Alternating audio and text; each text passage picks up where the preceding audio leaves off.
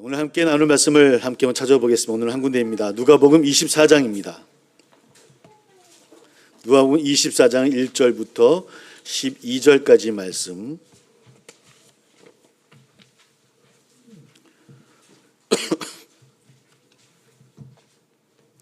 누가복음 24장 1절부터 12절까지 말씀. 누가복음 24장 1절부터 12절.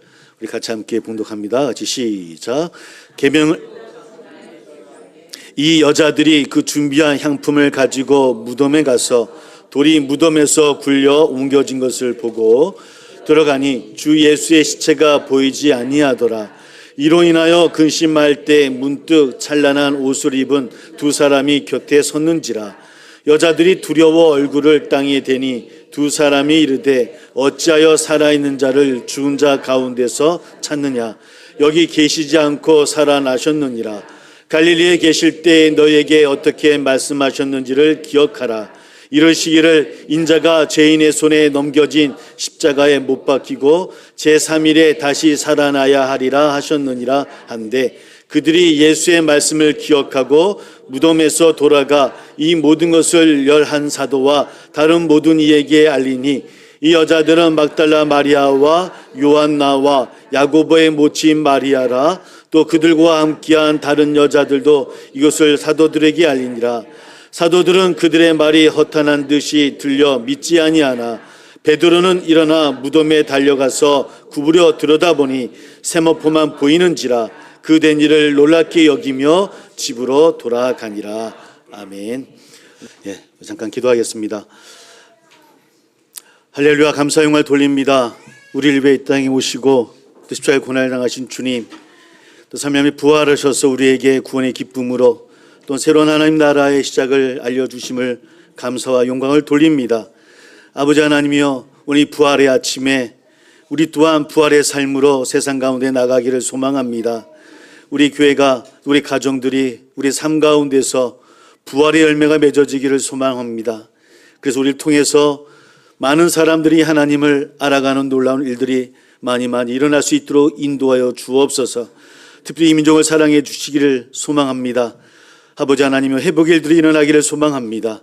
부활의 아침처럼 부활의 모습들이 우리 가운데 일어나기를, 우리 주변의 작은 것 하나하나에서부터 모든 것들이 회복되는 일들이 일어날 수 있도록 함께하여 주옵소서. 우리 사랑하는 세상의 가정을 지켜주시고 사업장 직장을 지켜주시고 우리 성도님들 마음을 주님께서 지켜주셔서 하나님이여, 우리가 어디서 무엇을 행하든지 늘 하나님의 백성답게 교회로서 세워지는 우리 모두가 될 수 있도록 함께하여 주옵소서.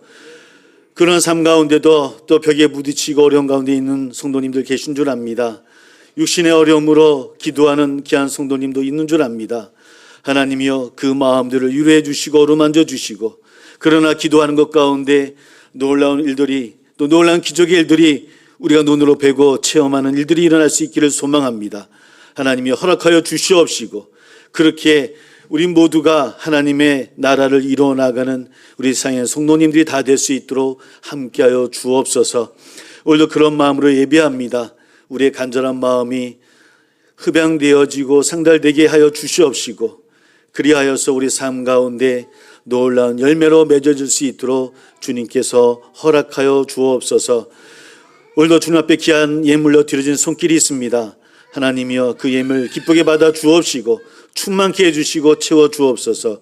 보이지 않는 곳에서 교회와 성도님들을 위해 애쓰고 수고하는 수고와 헌신과 눈물의 기도도 있는 줄 압니다. 다 흡양해 주시사 나누며 베푸는 복도 허락하여 주옵소서. 오직 주님만의 영광 받아 주실 것을 믿으며 예수님의 이름으로 감사하며 기도하옵나이다. 아멘. 우리 서로 인사 나누겠습니다. 우리 부활의 삶을 누리세요라고 함께 인사 나눕니다.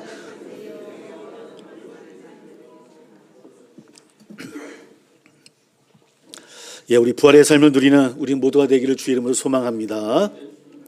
오늘 부활절입니다. 예수님께서 부활하셨습니다. 그 부활의 능력이 우리 가정마다 우리 삶 가운데 넘치시기를 주의 이름으로 소망합니다.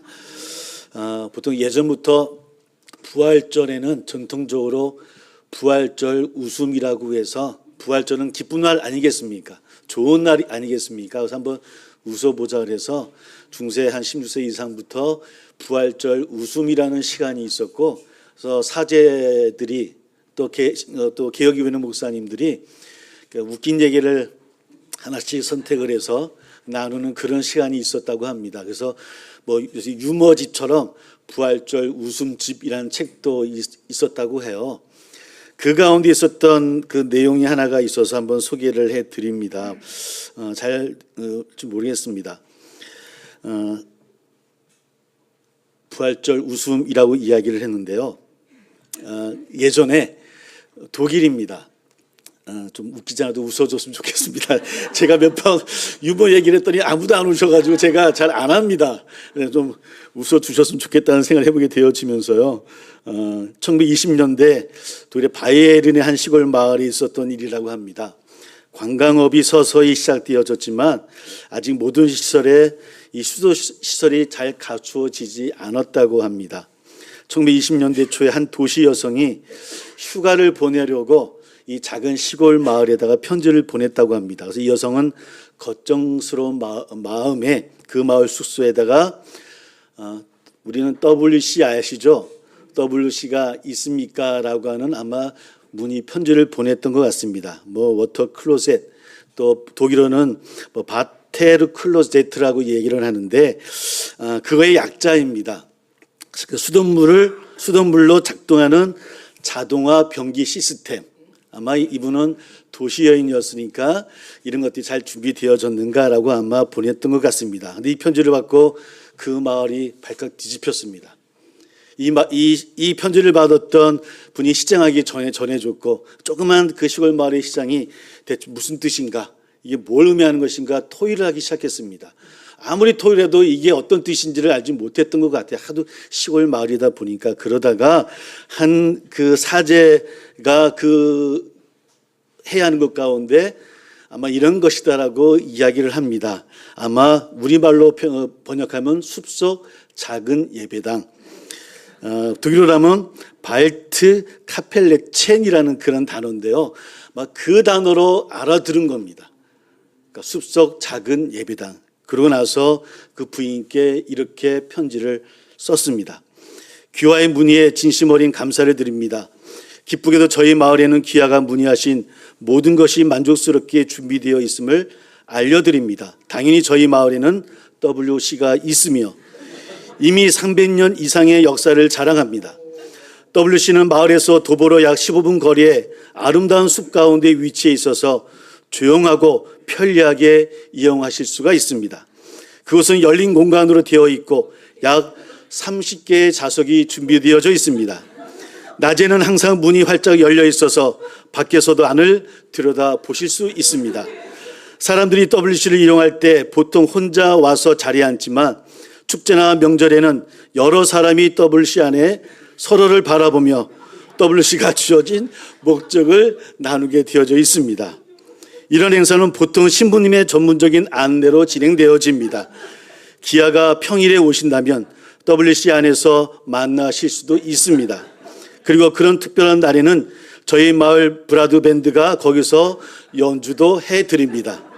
이런 특별한 행사에 있을 때 오신다면 부인이 편안하게 이용하실 수 있도록 신부님이 모시고 좌석을 마련해 드리겠습니다. 라고 편지를 보냈다고 합니다. 재밌죠?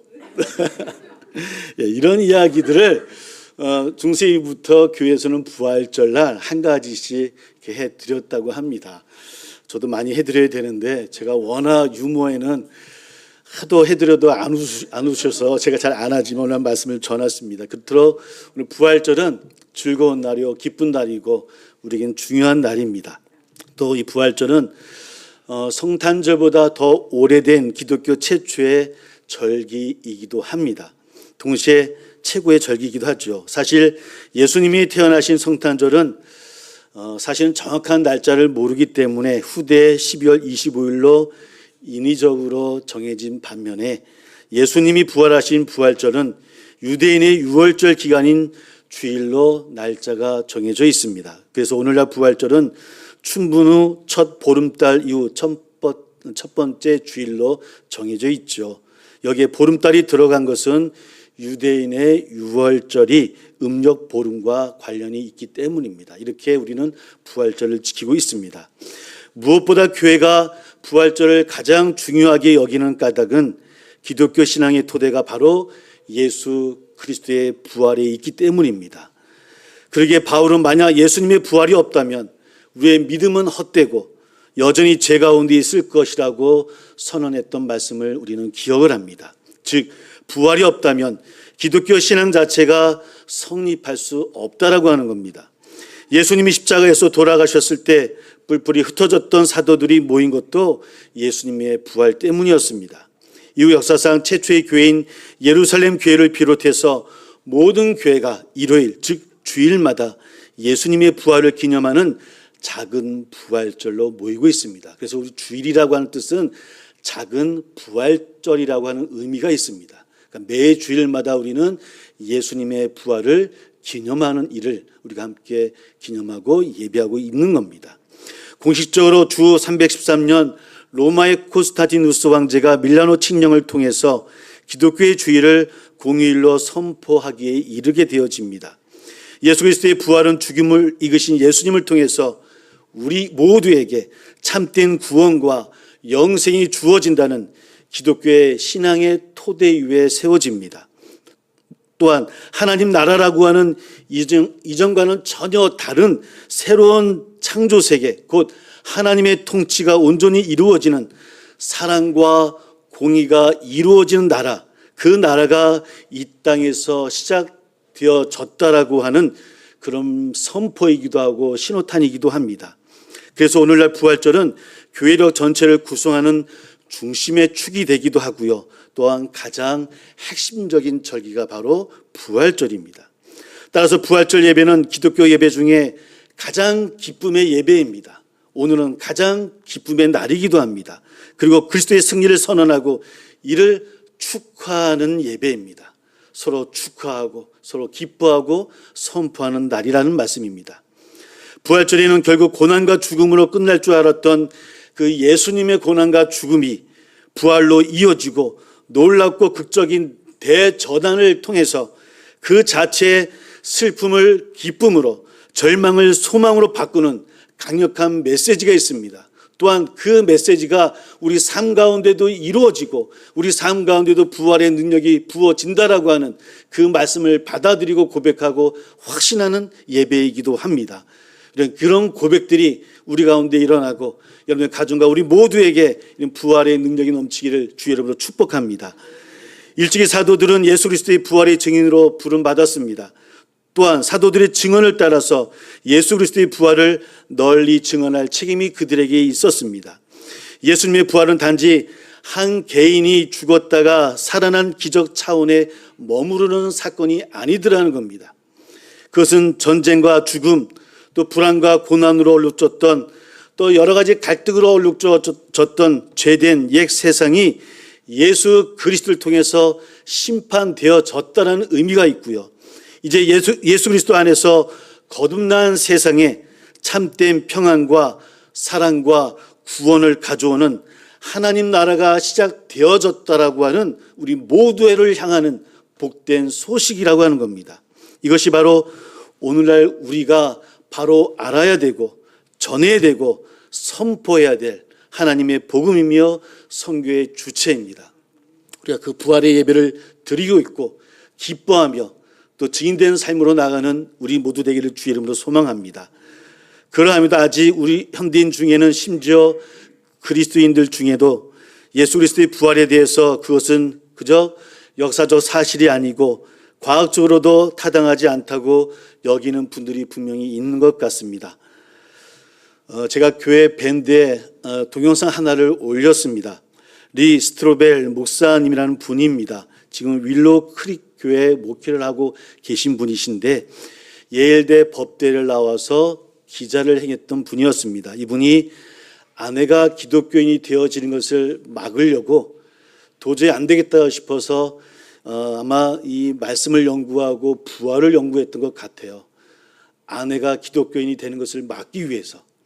그 연구를 하다가 믿음을 갖게 되어지고 하나님의 신앙을 갖게 되어진 목사님이십니다. 그분이 한 9분에 가까운 10분에 가까운 작은 동영상에 예수 부활의 4가지 증거를 아마 말씀하셨던 영상이 있습니다. 꼭 한 번씩 들어가셔서 한번 보셨으면 좋겠습니다. 우리가 어떻게 부활을 믿을 수 있는가. 그 말씀을 나누진 않겠지만 그 말씀을 통해서 예수님이 살아있음을 다시 한번 고민해 보시고 또 함께 묵상해 보셨으면 좋겠습니다. 그러함에도 아직 우리 가운데는 예수님의 부활을 실제적 사건으로 믿어지지 못한 분이 많이 있는 것 같아요. 그래서 실제로 부활했다고 믿는 사람들을 비합리적이고 비과학적인, 때로는 광신도 취급하는 분들도 있습니다. 그래도 억울하게 희생당한 예수 그리스도의 부활이 주는 메시지 자체는 중요하다라고 여겨서 부활의 문자적인 의미보다는 부활의 의미를 중요하다라고 생각해서 그 가운데 기독교 신앙을 재구성하는 그런 분들도 분명히 있습니다. 그러니까 실제적 사건은 아니지만 그 주는 의미가 있어서 그 의미들은 우리가 받아들일 수 있다라고 묵상하자라고 말씀하는 분들도 있습니다.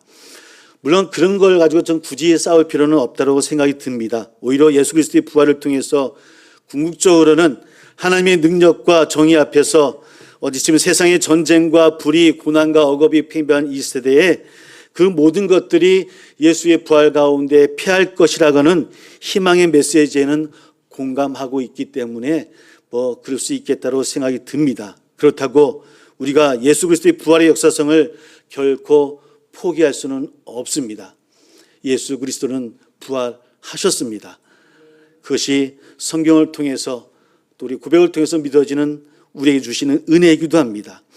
성경에는 수많은 상징과 비유와 과정과 시적 표현이 있지만 예수 그리스도의 부활에 대해서만큼은 그것이 상징과 비유라든지 과장과 시적 표현이 아니다라고 하는 것을 성경은 분명하게 우리에게 강조하고 또 강조하고 있기 때문입니다. 왜? 그것은 실제 역사 가운데 일어났던 사건이기 때문입니다. 다만 우리가 무엇보다 경계할 것은 부활을 문자적으로 믿는다고 이야기하면서도 부활을 내가 고백하고 확신한다고 하면서도 불구하고 실제적으로 우리가 부활의 삶을 살고 있느냐는 겁니다. 우리의 삶 가운데 회복되는 역사가 있냐는 겁니다. 주님이 걸어가신 그 삶처럼, 그 부활의 삶처럼 우리가 정말 우리 모두에게 기쁨이 되는 삶, 약자를 살펴보고 함께하고 함께 우리도 함께 기뻐하는 우리 모두에게 희망을 그 씨를 품어낼 수 있는 그런 삶을 우리가 살고 있는가라고 하는 것들은 우리가 늘 고민하고 질문하고 또 질문해야 된다고 하는 겁니다. 우리가 입술로만 부활을 외칠 것이 아니라 우리의 삶을 통해서 예수 그리스도의 부활을 증언할 수 있는 우리 세상의 성도님들이 다 되어지시기를 주의 이름으로 소망합니다. 우리가 부활의 증거를 얘기하고 부활이 있음을 말씀을 드렸습니다. 그러나 육체는 살아있어도 그럼에도 불구하고 우리 가운데 아직 마음이 죽어있는 분들이 많이 있는 것 같습니다. 욕심과 미움과 분노가 절망과 두려움에 사로잡혀 있어서 하나님과의 관계가 끊어진 우리의 모습들이 얼마나 많이 있습니까? 성경이 이런 모든 것들 또한 죽음이라고 이야기를 합니다. 죽음의 권세 아래에 있다라고 표현하죠. 우리의 마음이 죽음의 권세 아래에 있던 것들을 바꾼다면 그래서 탐욕에서 사랑으로, 증오에서 용서하는 마음으로, 또 절망에서 소망하고 희망으로, 두려움에서 함께 나아가는 용기로, 부정에서 긍정으로 마음을 바꾼다면 그것이 오늘 여기에서의 우리의 삶의 부활이 아닐까요? 사랑하는 성도 여러분, 용서하지 못하던 일을 용서할 수 있는 우리 모두 되기를 소망합니다. 미움의 언어를 버리고 화해의 말을 서로 나누기를 소망합니다. 내 뜻이 아니라 하나님의 뜻에 우리 모두를 내어드릴 수 있는 우리 교회와 우리 자신들이 되어지기를 소망합니다. 이 모든 것이 바로 부활의 징표입니다. 그러므로 마음을 바꾸는 것, 증오에서 용서하는 마음으로 바꾸는 것, 절망에서 소망으로, 두려움에서 용기로 향하는 것, 이 모든 변화는 부활의 표징이고 즉 우리 안에 그리스도가 사신다라고 하는 증거라고 하는 겁니다. 그러므로 내려놓고 포기하는 그런 삶이 아니라 어떤 상황 속에서도 주님 우리와 함께 하신다는 믿음으로 매일매일 허물과 죄로 죽었던 우리를 다시 살리시는 주의 능력 가운데 거할 수 있는 우리 사랑하는 성도님이 다 되어지기를 주의 이름으로 소망합니다. 또한 부활은 과거형도 아니고 현재형으로 끝나는 것이 아님을 우리는 잘 알고 있습니다. 미래형입니다. 부활은 매일 죽음에서 일어나 하나님을 향해 걸어가는 사람들의 것입니다. 그 앞을 향해서 소망을 가지고 나가는 사람들의 것이라고 하는 겁니다. 육체의 죽음과 부활 재림은 우리의 소관이 아닐 수 있습니다. 하나님 주권에 속하는 것이기에 우리는 다 알 수는 없습니다. 하나님 능력 가운데 있는 것입니다. 그러므로 이런 것만 강조하게 되면 현재의 삶과 신앙은 실종되고 미래만 기다리는 수동적인 신앙으로 우리가 변질될 수가 있습니다. 지금 여기에서 일어나는 현재의 사건으로, 그것이 미래로 이어나가는 사건으로 우리가 함께 그런 마음으로 우리 삶 가운데서 부활의 능력으로 살아갈 수 있는 우리 사랑하는 성도님들 다 되어지시를 주의 이름으로 소망합니다. 사랑하는 성도 여러분, 부활의 삶을 사십시오. 부활을 믿으십시오.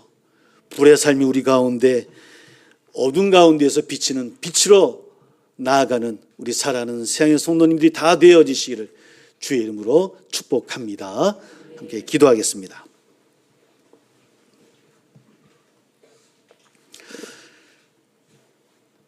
함께 기도합니다. 부활의 삶을 우리가 고백하고 나아갑니다. 우리 가운데 하나님의 놀라운 일들이 일어나기를 2000년 전 일어났던 사건으로 끝나는 것이 아니라 우리 오늘 삶 가운데서 그 삶이 미래를 향하는 마음으로 그렇게 하루하루 열심히 나아가는 우리의 부활의 삶이 되기를 소망한다라고 우리 함께 기도하며 성찬을 준비하도록 하겠습니다. 함께 기도합니다.